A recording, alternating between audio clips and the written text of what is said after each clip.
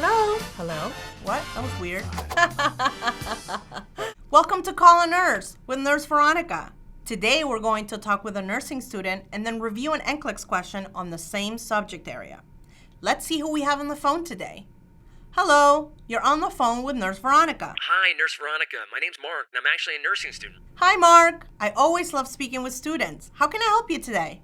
I'm working on clinical rotations, and we're just working with a client scheduled for a discectomy and laminectomy. He had a history of sleep apnea. During preoperative, he reported a 9 out of 10 on the pain scale. That's definitely high. Did you give the client anything? Yes, the RN administered 10 milligrams of diazepam orally for the pain. The RN was then performing respiratory checks quite frequently. I wasn't thinking about it at the time, but thought about it when I got home. Why was she checking his respiration so often?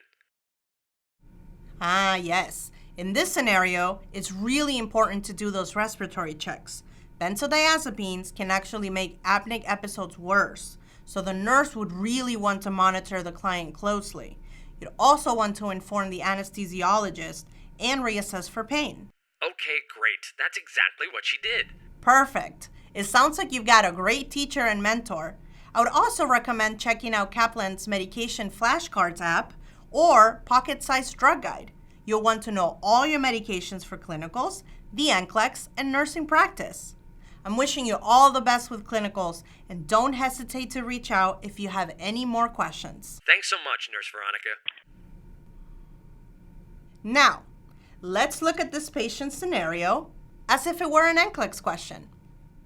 Number 1 is incorrect. Administering a narcotic analgesic can worsen respiratory issue of the client. Number 2 is also incorrect. Benzodiazepines can make apneic episodes worse, so the nurse will want to monitor the client closely. Number 3 is incorrect as well. The client should have been taken to the bathroom to void before administering the benzodiazepine. It is unsafe to ambulate after administration of this medication. 4 and 5 are both correct.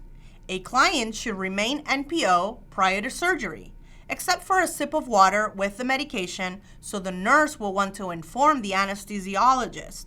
The nurse will also want to reassess for pain using the numeric scale and anxiety at appropriate intervals.